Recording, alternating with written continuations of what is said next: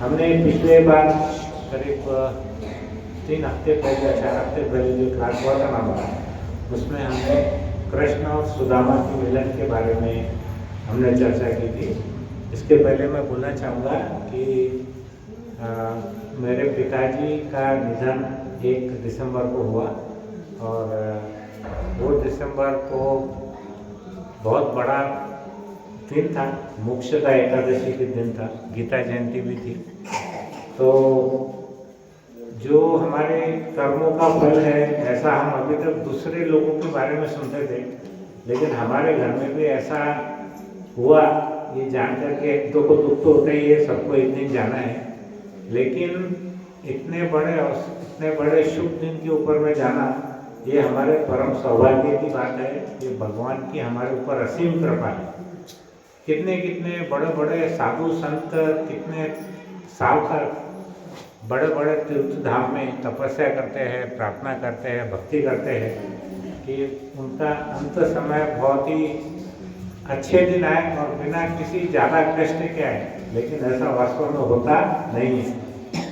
अंत समय में भगवान बोलते हैं शास्त्रों में कि 40,000 बिच्छुओं के डंक के जितना दर्द होता है, लेकिन वही अगर कोई भक्त भक्ति करता है तो भगवान उसको एकदम आराम से निकाल लेते हैं। जैसे हमने देखा है कि एक प्रश्न पूछा था श्रील प्रभुपाद को भक्त ने कि एक भक्त की भी मृत्यु होती है और एक अभक्त की भी मृत्यु होती है, मृत्यु दोनों की होना है, तो दोनों में क्या फर्क है? तो श्रील प्रभुपाद ने उदाहरण दिया था एक बिल्ली का। बिल्ली क्या करती है, जब अपने बच्चों को ले जाती है तो एकदम उसके जो मुख में है बहुत ही सुरक्षित आराम से उसको ले जाती है। वही जब किसी चूहे को पकड़ती है तो उसको उसके अंदर साक्षात यमराज नजर आता है चूहे। तो वैसा ही अगर कोई अभक्त है, अगर उसकी मृत्यु होती है तो उसको अंत समय में बहुत ज़्यादा पीड़ा होती है, उसको बहुत भयानक सपने आते हैं और उसको यमराज के दर्शन होते रहते हैं। लेकिन अगर कोई भक्त अगर रहता है तो उसको बहुत नहीं के बराबर पीड़ा होती है और वो देह बहुत ही आसानी से छोड़ जाता है।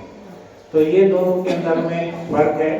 तो ये जो प्रत्यक्ष उदाहरण है, ये हमने हमारे घर में हमारे पिताजी ने जब देह छोड़ा तो 1 ही मिनट के अंदर में उनका शरीर छूटा, और वो भी मोक्षदा एकादशी के दिन छूटा। तो जो भी आप यहाँ पर आते हैं, समय देते हैं, आप ये मत समझना है कि इसका कोई हिसाब किताब नहीं रख रहा है, इसका हिसाब किताब भगवान रखते हैं। अब हमारी उम्र 50 साल, 60 साल, 70 साल के ऊपर हो गई है बहुत से लोगों की, तो उन्होंने देखना चाहिए कि हम अंत समय में भगवान को ज़्यादा से ज़्यादा कैसे स्मरण कर सकते, भगवान की भक्ति में हम हमारा मन कैसे लगा सके। रोज हमारे लिए ये बहुत ही मुश्किल तनाव भरा कार्य है, लेकिन भगवान हमारे छोटे से भी प्रयास को बहुत ध्यान से देखते हैं और उसका हमको रिजल्ट डेफिनेटली देते हैं, उसका परिणाम हमको देते ही है। अभी जैसे मेरे पिताजी और माता जी काफ़ी दिनों से 16 माला कर रहे थे, बीच में पिताजी की माला कम हो गई शरीर के कारण, स्वास्थ्य के कारण, लेकिन भगवान बोलते हैं ना कि स्वल्पस्य अल्पस्य त्रायते महतो भया। थोड़ा सा भी किसी ने मेरे लिए अगर मेरी पूजा की, मुझे जल अर्पण किया, पत्रम पुष्पम फलम तोयम, जो भी कार्य किया, तो वो मैं बराबर याद रखता हूँ, उसका फल मैं डेफिनेटली देता हूँ। तो हमको ये बहुत बड़ा, एक्चुअली पर्सनली मुझे ऐसा कभी लगता नहीं था कि हमारे घर के कोई व्यक्ति इतने शुभ दिन पर जा सकते हैं, स्पेशली जो हमारे सबसे क्लोज है, हमारे पिताजी सबसे क्लोज है। राजगोविंद प्रभु आए थे तब वो बहुत ही आश्चर्यचकित थे कि इतना शुभ दिन के अंदर में जो इतने बड़े बड़े तपस्वी है, ब्रह्मचारी है, वो भी प्रार्थना करते हैं भगवान से कि हमारा देह एकादशी या ऐसे ही कोई शुभ दिन पर छूटे, लेकिन वो छूटता नहीं है। तो जो भी हम कार्य करते हैं, सब लोग बहुत ही बिजी है अपने अपने शेड्यूल में। हमारे डॉक्टर प्रभु जी, माता जी बहुत बिजी है। आप सब लोग बहुत बिजी है, आप अपना समय निकाल करके यहाँ पे आते हैं, कथा का श्रवण करते हैं, तो भगवान डेफिनेटली हमको उसका बहुत अच्छा परिणाम देता ही है। तो इस वजह से हमको ज़्यादा से ज़्यादा समय हमने भगवान के चिंतन में, मनन में लगाना ही चाहिए। भगवान ने खुद आकर के ये हमको बताया कि देखो तुम थोड़ा भी अगर प्रयत्न करते हैं मेरे लिए तो मैं उसका कई गुना देता हूँ। जैसे अभी हम सुदामा की कहानी में श्रवण करने वाले हैं। सुदामा ने भगवान को क्या अर्पण किया और बदले में भगवान ने सुदामा को क्या अर्पण किया। तो वो कहानी हमने पिछली बार देखा कि सुदामा बहुत ही गरीब निर्धन ब्राह्मण थे। उनको, उनके परिवार को 2 समय का अनाज भी नहीं मिलता था खाने के लिए। वो भिक्षा मांग करके अपना उदर निर्वाह करते थे। इसी तरीके से वो अपने शरीर को बस जिंदा रखते थे। उनकी पत्नी बहुत दुखी थी। वो इसलिए दुखी नहीं थी कि वो खुद भूखी थी या उसके बच्चे भूखे थे। वो इसलिए दुखी रहती थी कि उसके पति भूख के कारण अच्छे से भक्ति नहीं कर सकते या नहीं कर पाते, इसलिए वो दुखी थी।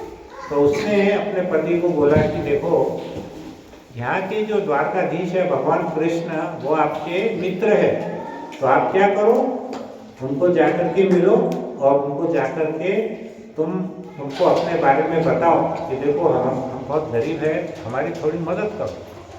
तो यहाँ पर जो पत्नी का प्रेम है वो प्रेम खुद के लिए नहीं था कि मैं भूखी मर रही हूँ तो मेरे लिए कुछ लाओ, ऐसा उसकी भावना नहीं थी।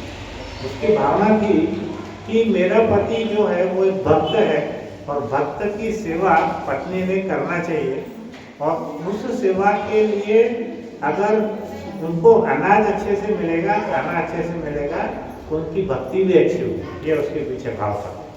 तो अपनी पत्नी की बात रखते हुए किसी भी प्रकार से सुदामा ने ये सोचा कि चलो इसी बहाने मैं मेरे पुराने मित्र को मिल कर के आऊँ, है ना। तो फिर क्या हुआ, भगवान श्री कृष्ण को ब्राह्मण देव कहा जाता है। ब्राह्मण देव क्यों कहा जाता है भगवान को? क्योंकि वो ब्राह्मणों के प्रति बहुत ज़्यादा, ब्राह्मण देव इसलिए कहा जाता है कि भगवान ब्राह्मणों के द्वारा पूजे जाते हैं। भगवान की पूजा कौन करते हैं? ब्राह्मण भी करते हैं। तो ब्राह्मणों के देवता है भगवान। और जब तक कोई व्यक्ति ब्राह्मण के गुणों तक नहीं पहुंच पाता, जब तक कि उसके अंदर में सात्विक गुण नहीं आते, तब तक वो भगवान को प्राप्त भी नहीं कर सकते। अगर हम रजोगुण में और तमोगुण में रहेंगे हमेशा, हम भय, निद्रा, मैथुन, आहार और हम तमोगुण के अंदर में रहेंगे और हम सभी सात्विक गुणों को छोड़ देंगे तो भगवान हमको मिलने वाले नहीं हैं। ब्राह्मण कैसे रहते हैं? सतोगुण में रहते हैं।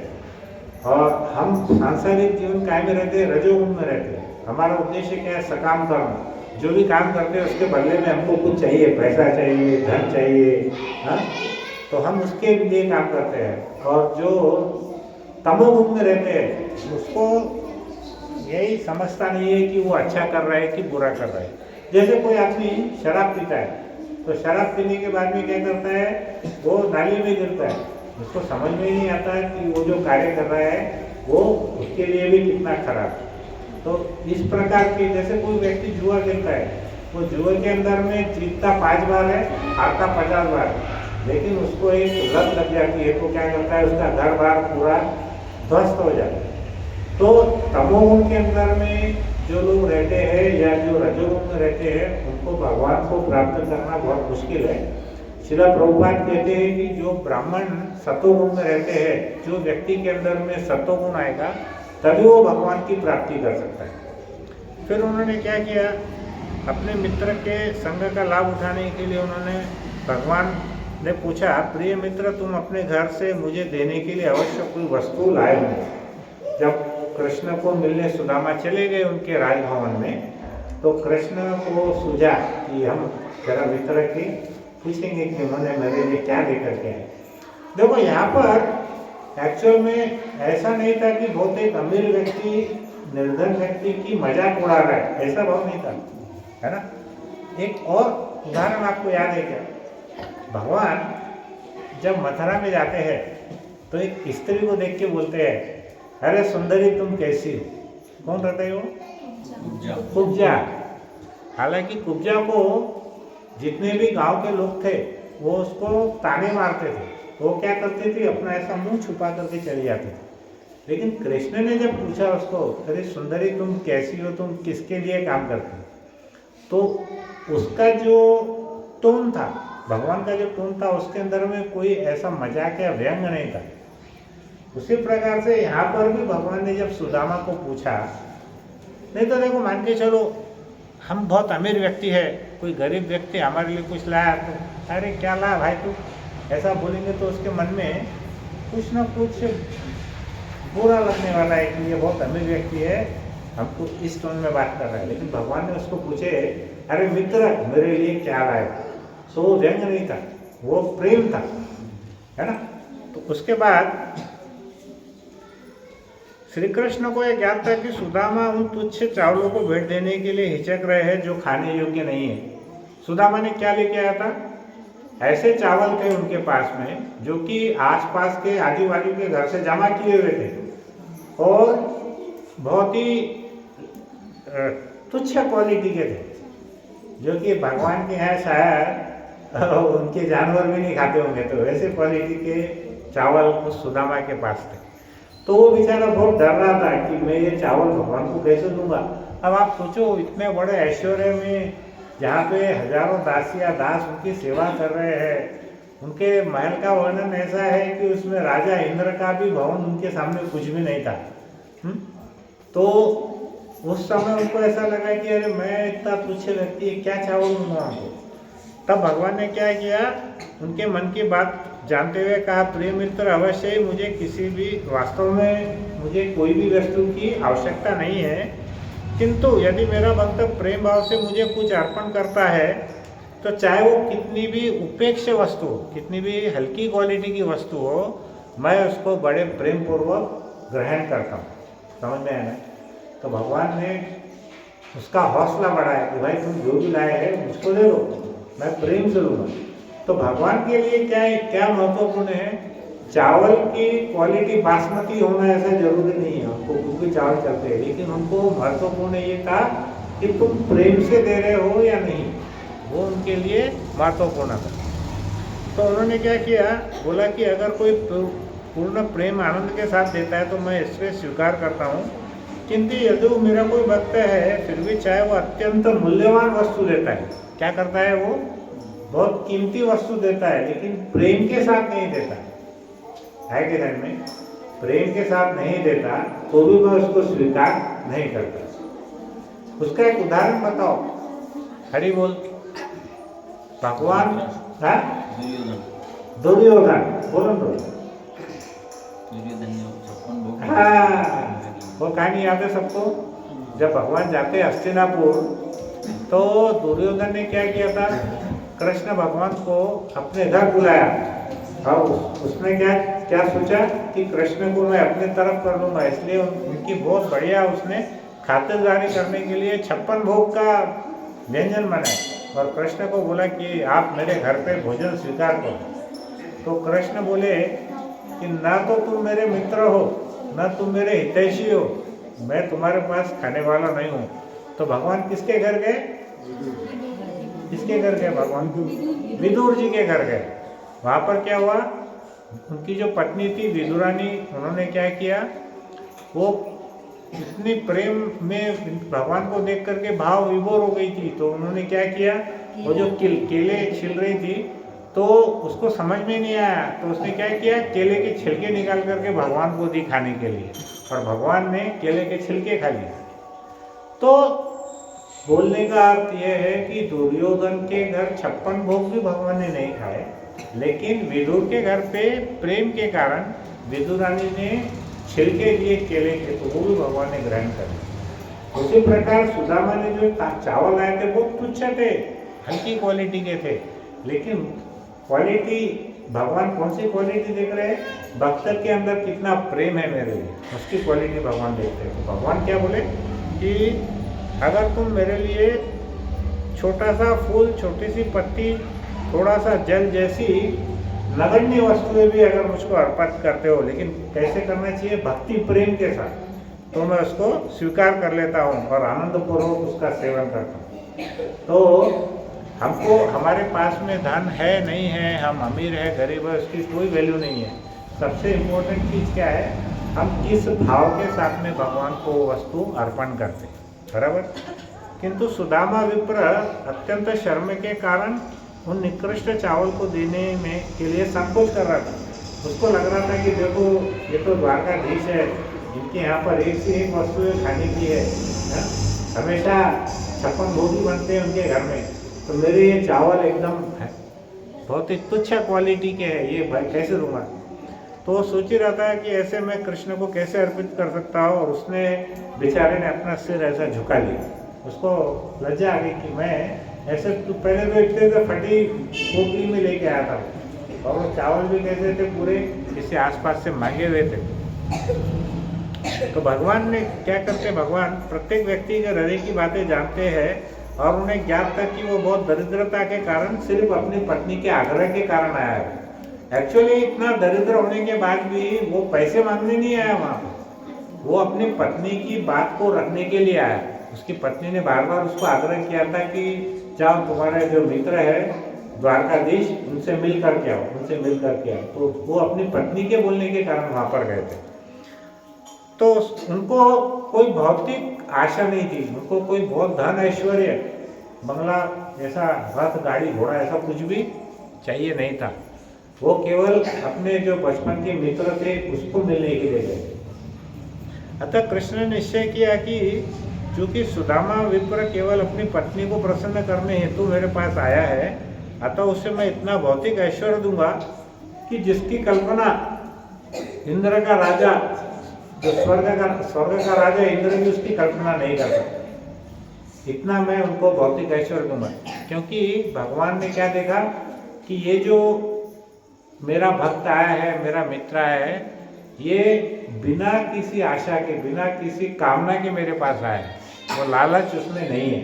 इसलिए भगवान ने बोला कि मैं इसको जो भी ऐश्वर्य दूंगा उसके सामने स्वर्ग के राजा का, इंद्र का जो ऐश्वर्य है वो भी फीका पड़ जाए, ऐसा भगवान ने मन ही मन में सोचा। फिर उन्होंने सुदामा के कंधे पर जो चावल की पोटली लटक रही थी, भगवान ने कहा कि वो उसकी पोटली उन्होंने छीन ली, क्योंकि वो तो दे नहीं रहा था। तो भगवान ने क्या किया, वो पोटली उसको छीन लिया और कहा तू मेरे लिए इतने बढ़िया स्वादिष्ट चावल लाए हो, ऐसा भगवान बोले उसको, सुदामा को। और चावल की इतनी मात्रा केवल मुझे नहीं अपितु संपूर्ण सृष्टि को संतुष्ट करने वाली है। ये भगवान का प्रेम है। वो जरा सी पोटली जिसमें सुदामा का परिवार हमेशा भूखा सोता था, भगवान क्या बोल रहे हैं कि ये तो इतनी ज़्यादा क्वांटिटी है, इतनी ज़्यादा मात्रा है कि इसको अगर तुम मुझे दोगे ना तो संपूर्ण सृष्टि भी इसको खा करके संतुष्ट हो जाएंगी, इतने ज़्यादा क्वांटिटी है। तो ये कथन क्या चीज़ दर्शाता है कि हम भगवान को जो भी अर्पण करते हैं छोटा सा, और भगवान यदि उसको स्वीकार कर लेते हैं तो पूर्ण सृष्टि उसमें संतुष्ट हो जाए। जिस प्रकार एक वृक्ष है, उसके जड़ में हमने पानी दे दिया तो पूरा जड़ जो वृक्ष है वो हरा भरा होता है। हम एक एक पत्ती को पानी देते हैं क्या? नहीं। एक एक टहनी को पानी देते हैं क्या? नहीं। हम क्या करते हैं, उसकी जड़ को पानी देते हैं। वैसे अगर हमने कृष्ण को संतुष्ट कर दिया तो बाकी हमको किसी को संतुष्ट करने की जरूरत नहीं है, बाकी देवी देवताओं को संतुष्ट करने की जरूरत नहीं है, बाकी हमको और किसी को भी संतुष्ट करने की जरूरत नहीं है। उसी प्रकार श्री कृष्ण को अर्पण की गई वस्तु अथवा कृष्ण के लिए किए गए कार्य को संपूर्ण सृष्टि में वितरित किया जाता है। अभी हम जो भी थोड़ा बहुत भक्ति कर रहे हैं, भगवान का कथन, भगवान का श्रवण कीर्तन जो भी करते हैं, वो अगर हम करते हैं तो देखेंगे हम इसका परिणाम हमारे पूरे परिवार पर होता है कि नहीं होता है। अभी छोटे बच्चे हैं, आप उनको बोलोगे कि आप हरे कृष्णा का नाम लो, अगर आप खुद करेंगे तो ही बच्चे करेंगे, अगर आप उनको बोलोगे और खुद ही करेंगे तो वो करने वाले नहीं। तो जो भी कार्य हम भगवान की सेवा के लिए कर रहे हैं, जो भी कार्य हम भगवान की तुष्टि के लिए कर रहे हैं, अगर वो भगवान के कार्य के लिए करते हैं तो पूरे संसार की उसके अंदर में संतुष्टि अपने आप हो जाती है। तब श्री कृष्ण ने क्या किया, सुदामा की पोटली से चावल का एक ग्रास खाया। एक ग्रास मतलब इतना सा, एक पौर उन्होंने खाया। और जब वह दूसरा ग्रास खाने ही वाले थे कि जो उनकी पत्नी भाग्यवती लक्ष्मी रुक्मणी देवी, उन्होंने बोला, प्रभु भगवान चावल का यह एक ग्रास उसके अर्पणकर्ता को इस जीवन में और अगले जीवन में इतना अधिक ऐश्वर्यशाली बनाने के लिए पर्याप्त है। जिसका भी ये चावल आप खा रहे हैं ना, वो व्यक्ति का ये जीवन भी और अगला जीवन भी बहुत ज़्यादा ऐश्वर्यशाली हो जाएगा। तो आप दूसरा ग्रास मत खाइए। यह इस बात का संकेत करता है कि जब प्रेम और भक्ति के साथ भगवान को अन्न समर्पित किया जाता है और भगवान उसको स्वीकार कर लेते हैं तो भाग्य की लक्ष्मी रुक्मिणी इतनी कृतज्ञ हो जाती है कि वह उस भक्त के निवास स्थान पर जाके उसे विश्व के सर्वाधिक ऐश्वर्यवान घर में परिवर्तित करना पड़ता है। मतलब यदि आप भगवान को कुछ अर्पण करते हैं और भगवान उसको स्वीकार कर लेते हैं तो उनकी जो पत्नी है, भगवान की पत्नी कौन है, लक्ष्मी देवी। लक्ष्मी देवी को जिस भक्त ने भगवान को अर्पण किया है, लक्ष्मी देवी उसके घर पे जाकर उसको बहुत ही बड़ा ऐश्वर्य प्रदान करती है, ऐसा बोलना है। क्योंकि वो भगवान की ऋणी हो गई, भगवान उसके ऋणी हो गए। तो भगवान की जितनी भी दासियां हैं, जितनी भी लक्ष्मियां हैं, हजारों हजारों लक्ष्मियों भगवान की सेवा में रहती है। तो उसमें से प्रमुख जो है रुक्मिणी देवी, वो क्या करती है, बहुत ही कृतज्ञ हो जाती है उस भक्त के लिए और वो जाकर के उसको ऐश्वर्य प्रदान करती है। विद्वान ब्राह्मण सुदामा ने वो रात श्री कृष्ण के घर व्यतीत किया और उसे लगा मानो वैकुंठ धाम में रह रहे हो। अब सुदामा इतना दूर से चल के आए थे, पैदल बहुत थक गए थे। भगवान ने क्या किया, उनको अपनी शैया पर सुलाया और जो लक्ष्मी देवी थी रुक्मिणी जी, वो चावल डाल रही थी उनको, हाँ। और भगवान ने क्या किया, उनके चरण धोए, प्रक्षालन किया और वो जो चरण का जो जल है वो अपने सिर के ऊपर डाला। ऐसा उदाहरण पूरे भागवत में दूसरा कहीं पे भी नहीं है, हाँ? लेकिन ये भगवान का प्रेम क्यों है, क्योंकि वो भक्त निष्काम है, उसके मन में भगवान से सिर्फ प्रेम है, उसको कोई भौतिक आसक्ति नहीं थी, इसलिए भगवान को इतना प्रेम है उसके ऊपर में आया। तो उसको वैकुंठ धाम इसलिए लगा क्योंकि श्री कृष्ण और रुक्मिणी दोनों भी वही घर में निवास कर रहे थे। तो जहाँ पर जो घर में भगवान निवास करेंगे तो वो घर अपने आप क्या कैसा बनने वाला है, वैकुंठ धाम ही बनने वाला है। फिर यद्यपि सुदामा की श्री कृष्ण के महल में रहते हुए कोई ठोस वस्तु नहीं प्राप्त हुई, फिर भी उन्होंने श्री कृष्ण को कोई भी वस्तु की मांग नहीं की। अभी आप ऐसा समझो कि कोई बहुत बड़े अमीर आदमी के घर पे जा रहे हैं जिसके घर में सोने हीरा मोती चांदी ऐसे सब लटक रहे हैं। हम क्या करने वाले हैं, हम क्या सोचेंगे, अरे इसके पास तो ऐसा करोड़ों अरबों का माल है, थोड़ा लिए तो इसको क्या फर्क पड़ने वाला है। तो क्या करेंगे, वो कोई भी व्यक्ति क्या, वो इतना भूखा है बेचारा, निर्धन है, क्या करेगा, उस व्यक्ति को बोलेगा कि थोड़ा सा मेरे को धन दे दो। लेकिन सुदामा ने ऐसा नहीं किया, वो दूसरे ही भाव में थे। उन्होंने कोई भी ऐसी वस्तु भगवान से मांगी ही नहीं, कोई भी भौतिक वस्तु नहीं मांगी। और अगले दिन क्या हुआ, बिना मांगे वो अपने घर के लिए चल पड़े। अब जब बिना मांगे, ना तो उन्होंने कुछ मांगा न श्री कृष्ण ने उनको कुछ दिया, तो वो जब अपने घर पे जा रहे थे तो रास्ते पर वो चिंतन कर रहे थे कि भगवान कितने दयालु है, कितने कृपालु है। और उन्होंने खुद मेरा स्वागत किया इतने लोगों के सामने, और कैसा किया, और भगवान कृष्ण के दर्शन पाकर वो बहुत प्रसन्न था।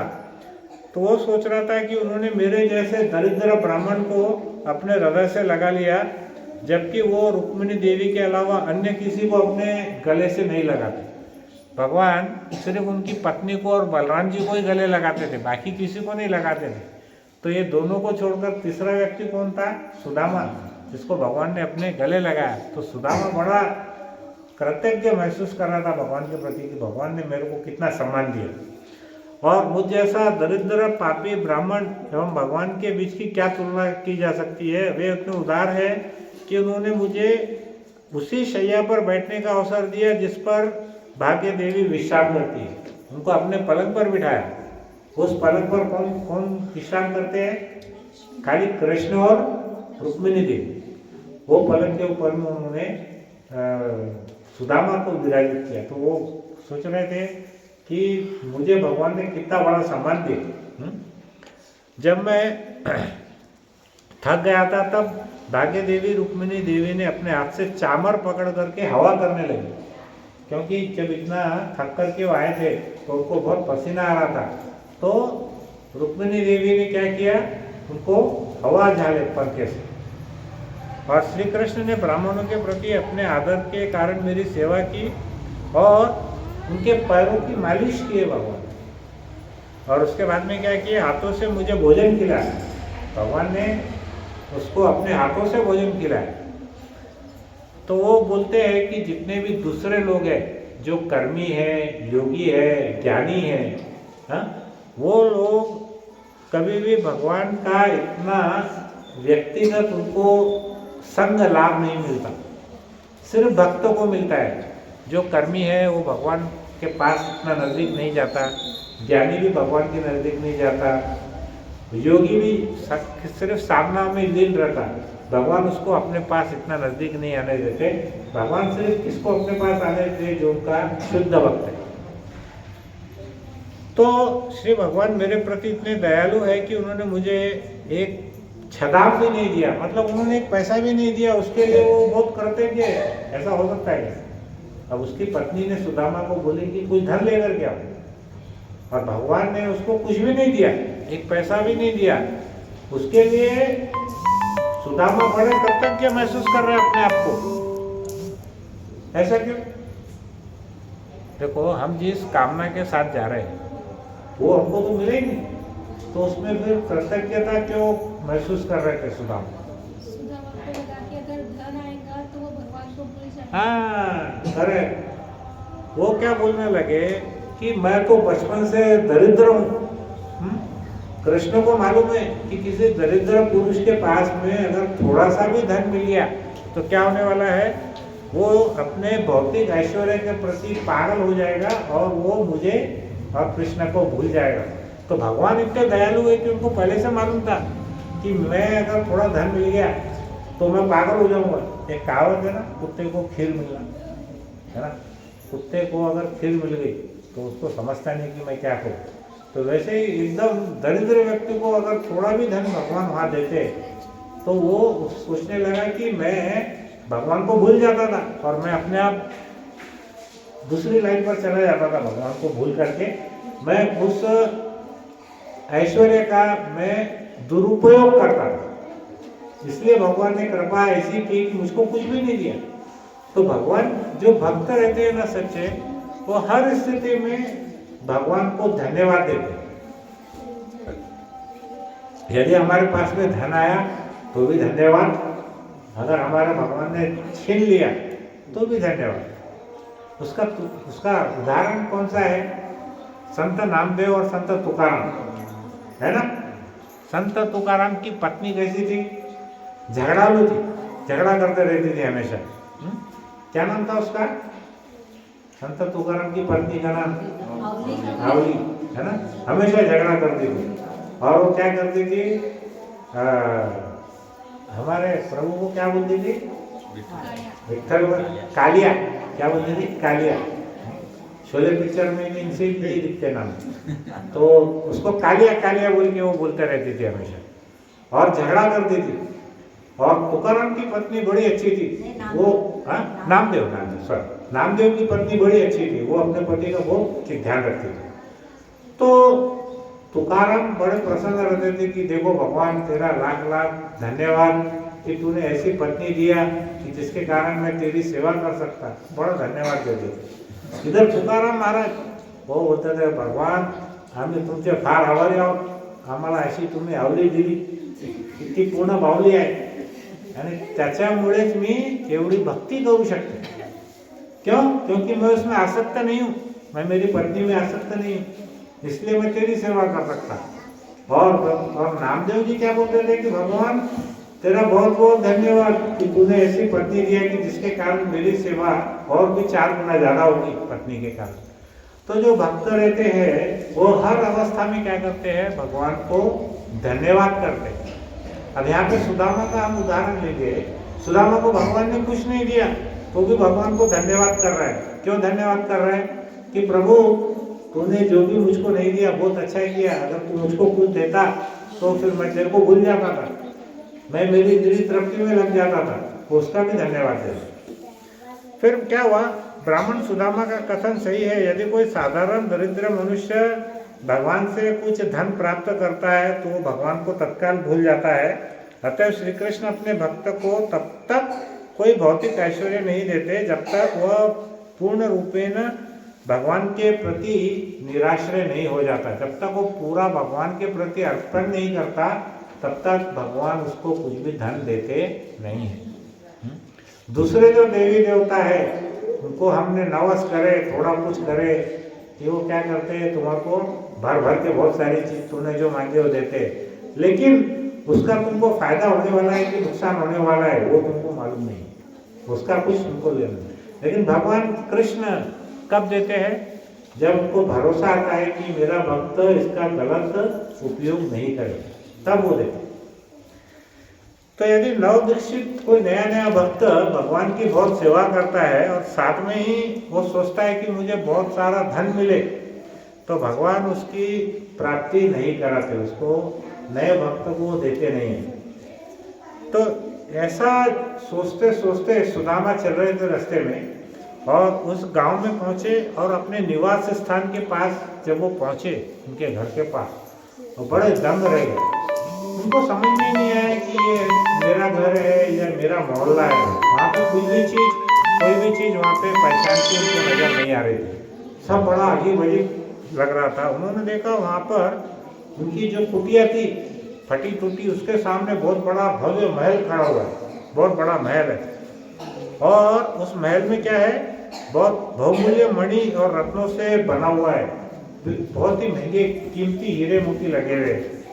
और वो कैसा है? सूर्य चंद्रमा और अग्नि के समान ऐसे चमचमा रहे थे। पास ही एक सुंदर बगीचा था जिसमें सुंदर पुरुष और नारियां टहल रहे थे। सुंदर तालाब था जिसमें बहुत सारे सुंदर सुंदर पक्षी, अलग अलग बहुरंगी पक्षी वहाँ पर उनके झुंड थे। ये देख करके सुदामा सोचने लगे, अरे ये मेरा स्थान है या मैं कोई गलत जगह पे आ गया। वो बोले जहाँ मैं रहता था वो आश्चर्यजनक रूप से इतना कैसे बदल गया? मैं तो यहाँ पे रहता था पर इनको कुछ अलग ही दिख रहा है। यहाँ पे पूरा उनका अकेले का घर नहीं, जितने भी आस पड़ोसी के लोग थे सबके घर बदल गए थे, सब महलों में बदल गए थे। तो सुदामा ये बातों का विचार ही कर रहे थे, तभी क्या हुआ? एक कुछ बहुत सुंदर नर और नारी, ऐसे देवताओं के समान सुंदर थे, वो ऐसे गीत गाते हुए उनके तरफ आने लग गए और उनका स्वागत करने वहाँ पहुँचे। तो इन्होंने देखे, अरे ये तो मेरा दोस्त था, ये तो मेरे मित्र थे, ये तो मेरे पड़ोसी थे, इतने सुंदर कैसे हो गए? और जब ऐसा सोच रहे थे और जब वो गीत ऊंचे ऊंचे गा रहे थे तब उसकी आवाज़ सुदामा की पत्नी को कानों में पहुंची। तो सुदामा की पत्नी को जब सुने आया तो उनको समझ में आ गया कि मेरे पति आ गए, तो वो भी अपने घर से उस महल से बाहर आई। तो उनका वर्णन देख करके वो तुरंत वहाँ जब बाहर आई, वो इतनी सुंदर लग रही थी मानो स्वयं भाग्य की देवी आई थी। मतलब पैसा तो मिला ही मिला, उसको असीम सुंदरता लक्ष्मी जी ने प्रदान की और उसके नेत्रों से प्रसन्नता के आंसू बहने लगे। उसने सोचा, देखो मेरे पति को तो मैंने थोड़ा सा धन लाने के लिए बोली थी, अपने निर्वाह के लिए। मेरे पति भूखे नहीं रहे इसके लिए, लेकिन इनको तो भगवान ने क्या क्या दे दिया। तो उसकी आंखों से खुशी के आंसू निकलने लगे, रोने लगे। उसकी आवाज़ ऐसी रुद्ध हो गई थी, भर गई थी, गला भर गया था उसका, और वो अपने पति को संबोधन भी नहीं कर सकी, क्योंकि उस समय ऐसा नहीं था कि सबके सामने जाकर गले मिले। तो उसने क्या कि मन ही मन अपने पति का उसने आलिंगन किया, सुदामा जी। और वो अत्यंत सुंदर आभूषणों से सुसज्जित किसी देवता की पत्नी के समान प्रतीत हो रही थी। वो इतनी सुंदर दिख रही थी, उसको वरदान मिला लक्ष्मी जी द्वारा चीर यौवन का। चीर यौवन का मतलब क्या है? हमेशा सुंदर दिखते रहना। अभी हम देख रहे हैं कि ये जो क्रीम, शैम्पू, पाउडर, ये इंडस्ट्री करोड़ों अरबों रुपए का खर्चा कर रहे हैं अभी भारत के लोग, विश्व के लोग। तो उस समय सुदामा की पत्नी जिसका नाम सुशीला था, उसको चीर यौवन जो सुंदरता उसको मिली, वो कोई भी शैम्पू, क्रीम, पाउडर या किसी से भी आने से नहीं मिल पाती थी। इतनी सुंदर थी वो, इतनी सुंदर दिख रही थी। तो वो ऐसा लग रहा था जैसे कोई देवता की पत्नी अभी अभी कोई विमान से नीचे उतरी, ऐसा वो इतनी सुंदर लग रही थी। सुदामा तो अपनी पत्नी को देखकर एकदम आश्चर्यचकित हो गए। अरे ये तो फटी खुचरी साड़ी में मैं छोड़ के गया था और ये तो एकदम सुंदर देवी के समान लग रही है। और बिना एक शब्द कहे वो अपने पत्नी के साथ में महल में प्रवेश हो गए। कौन? सुदामा। अब यहाँ पर उनका जो व्यक्तिगत कक्ष था, जिसको हम क्या बोलते हैं, मास्टर बेडरूम हम क्या बोलते हैं, जो हमारा जो घर का मालिक रहता है ना, अगर उसके 4 कमरे हैं या 6 कमरे हैं तो उसका एक निजी कक्ष रहता है जो कि सबसे अच्छा रहता है। तो इसका वर्णन यहाँ पर भागवतम में। अब ये कथा कौन किसको बोल रहा है? सुखदेव गोस्वामी परीक्षित महाराज को बोल रहे हैं। परीक्षित महाराज के पास में 7 ही दिन का समय मृत्यु के लिए, लेकिन उसके अंदर में भी बड़े ध्यान से वो सुदामा की कहानी सुन रहे हैं। तो उनका जो निजी कक्ष था सुदामा और उनकी पत्नी का, वो तो स्वर्ग के राजा के जैसे निवास स्थान था। महल के जो स्तंभ थे, जो कॉलम थे ना, वो कैसे रत्नों से घिरे हुए थे। यहाँ पे पूरे जितने भी कॉलम है सबके ऊपर में रत्न हीरे लगे हुए थे। पलंग क्या था, उनका जो पलंग था सोने का, वो बहुत ही सुंदर हाथी दांत से बना हुआ, और हाथी दांत और रत्नों से अलंकृत था। और जो उनका बिछौना था, उनका जो पलंग था, वो दूध के झाग के समान सफेद था। हम 5 स्टार होटल में देखते हैं, बड़ा सफेद ऐसा चादर रहती है, उससे भी ज़्यादा सुंदर है। और सफेद और कमल पुष्प के समान नरम था, एकदम नरम नरम गद्दी थी। सोने की शलाका से लटकते हुए अनेक चामर मोतियों की धारियां लटक रही थी। तो जैसे वो ऊपर शैंडलियर को क्या बोलते हैं, वो झुम्बर, वो ऐसे मोतियों की माला लटक रही थी और बहुत सुंदर अलग अलग रंग बिरंगे वहाँ पे लटके हुए थे। और पूरा भवन संगमरमर से बना हुआ था, जिसमें पन्ने जड़े थे, और सभी स्त्रियां मूल्यवान मणियों से निर्मित दीपक धारण किए थी। तो वहाँ की जो दासियां थी वो भी सोने के आभूषण पहने हुए थे। अभी सोने का भाव कितना हो गया? 1,35,000 रुपये। अभी क्या होता है, लोग खाली फोटो खींच लेते है कि नहीं? अब उस समय हमारे शास्त्र में क्या वर्णन है कि वो जो दासियां काम करती थी वो भी स्वर्ण के अलंकार पहनी हुई थी। और सुदामा गंभीर होकर सोचने लगे कि ऐसा कैसे हुआ होगा। वो बेचारे कंफ्यूज हो गए। सुदामा, अरे मैं निकला तो 1 रुपया भी नहीं दिए, मैंने मांगा भी नहीं, उन्होंने दिया भी नहीं। अब वो बेचारे, अब एक भक्त कैसे सोचता है वो हमको यहाँ पे सुनना है। सुदामा उसके बारे में कैसा सोचने लगे? वो सोचने लगे कि मैं बचपन से इतना दरिद्र व्यक्ति आ गया, एकदम अचानक इतना ऐश्वर्यवान कैसे हो गया। खुद के बारे में सोच रहे थे कि बचपन से कृष्ण की नगरी में जाने के पहले तक तो दरिद्र ही थे, अभी आने के बाद एकदम से इतने ऐश्वर्यशाली कैसे हो गए। यह तो भगवान कृष्ण की कृपा में दृष्टि के अतिरिक्त अन्य कोई कारण खोज ही नहीं पा रहा हूँ। उनको समझ गया कि जो भी किया है किसने किया है, द्वारकाधीश ने किया है। भगवान आत्मनिर्भर है, भाग्यदेव के पति है, वे अपने भक्त के मन की बात समझ सकते हैं। भगवान है ना, हमको जो भी बात हम करते हैं वो भगवान समझ जाते हैं और भक्त की इच्छाओं को पूर्ण करते हैं। ये सभी कार्य मेरे मित्र श्री कृष्ण के द्वारा किए गए हैं। जो व्यक्ति कृष्ण भक्त नहीं होता वह समझता है कि भगवान की सभी देन उसकी इच्छा से कम है। देखिए अभी क्या होता है कि अगर हम भक्त है तो हमको जो भी थोड़ा बहुत मिलता है ना तो हम उसमें बहुत समाधानी रहते हैं। लेकिन अगर हम भक्त नहीं हैं तो हमको कितना भी मिले तो हमको हमेशा कमी लगने वाला है। आप देखो ये बात, जब हम कृष्णा कॉन्शियसनेस में नहीं थे तो उसके पहले हमारा सोचने का ढंग कैसा था कि हमको सब चाहिए, तेरा भी चाहिए, मेरा तो है ही, पूरे गांव का चाहिए। लेकिन जब हम भक्ति में आते हैं तो हम क्या बोलते हैं, भगवान जितना है मेरे लिए पर्याप्त है, बस उतना ही देना जिससे मेरी भक्ति बनी रहे। अगर ज़्यादा दिया और मेरी भक्ति कम हो गई तो फिर उस धन का कोई फायदा नहीं। तो भगवान अपने भक्त से थोड़ी सी मात्रा में प्रेम और स्नेह प्राप्त करते हैं तो वो क्या करते हैं, बदले में एक महान एवं मूल्यवान उपहार उसको दे देते हैं। तो इसका सजीव उदाहरण मैं हूँ ऐसा सुदामा सोचने लगे। उसके बाद में उन्होंने क्या किया कि भगवान को कोई भी थोड़ा सा भी अर्पण करता है ना तो भगवान क्या करते हैं, लाखों गुना में उसको वापस करते हैं। अभी सुदामा ने भगवान को क्या दिया था, थोड़े से चावल दिया है ना, वो भी हल्की क्वालिटी। बदले में भगवान ने क्या दिया, उनको इतना बड़ा महल दिया है ना, और इतना उनको ऐश्वर्य दे दिया। तो सुदामा ने भगवान के प्रति कृतज्ञता प्रकट की और भगवान से सुदामा ने क्या मांगा, भगवान ने सुदामा को बोला कि प्रभु मुझको और कुछ मत दो, मुझको आपकी सेवा कार्य करने का मुझे हमेशा ऐसा आपके लिए सेवा में कार्य करूं कि मैं आपको कभी नहीं भूलूं। दूसरा उन्होंने बोला कि मुझे शुद्ध भक्तों की संगति दो। और उन्होंने बोला कि मेरा मन और कार्य हमेशा श्री कृष्ण की सेवा में ही रहना, ऐसा उन्होंने मांगा।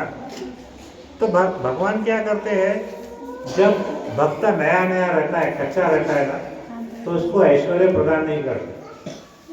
भक्त परिपक्व होने के बाद में उसको ऐश्वर्य प्रदान करते हैं। जैसे एक पिता जब उसका बच्चा छोटा रहता है, परिपक्व नहीं होता, तो उसको कुछ भी उसके हाथ में पैसे नहीं देता। लेकिन जब वो समझदार हो जाता है तो पिता ने जितना जिंदगी में कमाया हुआ है वो पूरा खजाना वो क्या करता है, अपने बच्चों को दे देता है। तो यहाँ पर हम देखेंगे कि सुदामा ने निष्कर्ष निकाला कि जो भगवान का तन से मन से भगवान का सेवा करता है, भगवान के प्रति कुछ भी वस्तु भेंट करता है सच्चे मन से, तो भगवान उसके प्रति कृतज्ञ हो जाते हैं और उसको कई कई गुना बदले में उसको धन ऐश्वर्य जो भी उसको चाहिए उसको प्रदान करते हैं। ध्रुव महाराज की क्या इच्छा थी, किसी को याद है? ध्रुव महाराज क्या चाह रहे थे? उनके परदादा से भी ज़्यादा बड़ा लोक वो मांग रहे थे।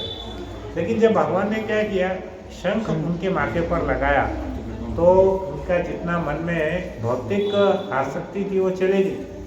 लेकिन भगवान ने बोला कि नहीं, तुमने अगर मांगा है तो मैं तुमको दूंगा ही, क्योंकि तुमने पूरे जगत को ऐसा नहीं होना चाहिए कि कृष्ण झूठे हैं।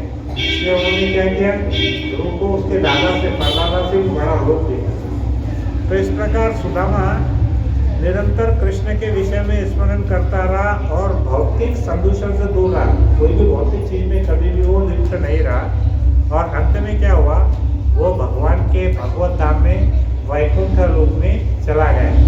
हरे कृष्णा कृष्णा कृष्णा हरे हरे राम राम हरे। तो आखिरी में यहाँ पर सुखदेव गोस्वामी परीक्षित महाराज को बोलते हैं कि जो व्यक्ति सुदामा विप्र के ब्राह्मण की कथा सुनता है वह धीरे धीरे सुदामा के समान गुणी बन जाता है और वो भी भगवान कृष्ण के वैकुंठ लोक को प्राप्त कर लेता है। तो इसमें से जितने लोग नींद में थे उनको वैकुंठ लोक मिलने वाला नहीं है, जो जाग करके ध्यान से सुने उनको वैकुंठ लोक मिलने वाला है। बराबर है? तो मैंने पहले ही बोला था कि कथा में जो सोएगा उसको भगवत धाम मिलने वाला नहीं है। करेक्ट है ना? कौन सी कथा थी पहले की, बोलो, एकदम पहले बोला था।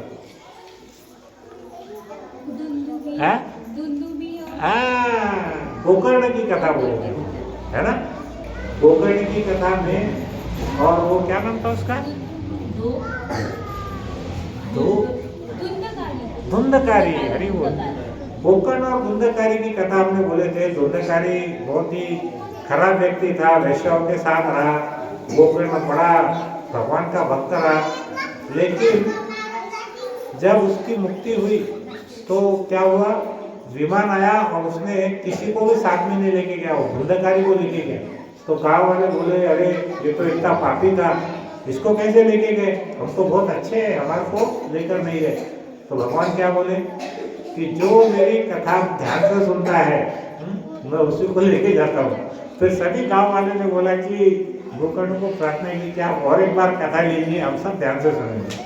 फिर गोकर्ण ने दूसरी बार भगवान की कथा सुनी, जब बोली तो सब गांव वाले बड़े ध्यान से सुनने लगे। और उसके बाद जब विमान आ गया तो क्या हुआ, पूरे गांव वाले भगवान के वैकुंठ धाम को चले गए। तो बोलने का तात्पर्य ये है कि मैंने ये कहानी बोला, इसमें मैं नहीं बोल रहा, सुखदेव जी बोल रहे हैं परीक्षित महाराज को कि ये जो कथा ध्यान से सुनेगा वो सुदामा जैसा बनेगा, और जो अगर ध्यान से नहीं सुनेगा वो क्या बनेगा मेरे को नहीं पता। तो उसको भगवत धाम मिलने वाला नहीं है। तो हम हमारा यहाँ पर सुदामा और कृष्ण का जो मिलन है वो यहाँ पर हम समाप्त करेंगे। अगली बार हम कुछ उदाहरण देखेंगे। क्या होता है, हमारे दिमाग में आता है कि अरे एक ही सुदामा को दिया, बाकी किसको दिया भगवान ने, हमको मालूम नहीं है। तो हम और भी कुछ उदाहरण श्रीमद् भागवतम से, चैतन्य चरितामृत से, रामायण से अलग अलग उदाहरण लेंगे और ये जो कहानी है उसकी पुष्टि करेंगे कि भगवान वास्तव में सिर्फ सुदामा के लिए करे थे कि और भी दूसरे भक्त हैं जिनके लिए भगवान ने ऐसा कुछ किया था। तो हम वो अगले बार हम इसके बारे में श्रवण करेंगे। अब माता जी जो भगवद गीता के बारे में तो देवपति प्रभु क्या माता जी आप थोड़ा अनाउंस करो क्या बोलने वाले। हरे कृष्ण।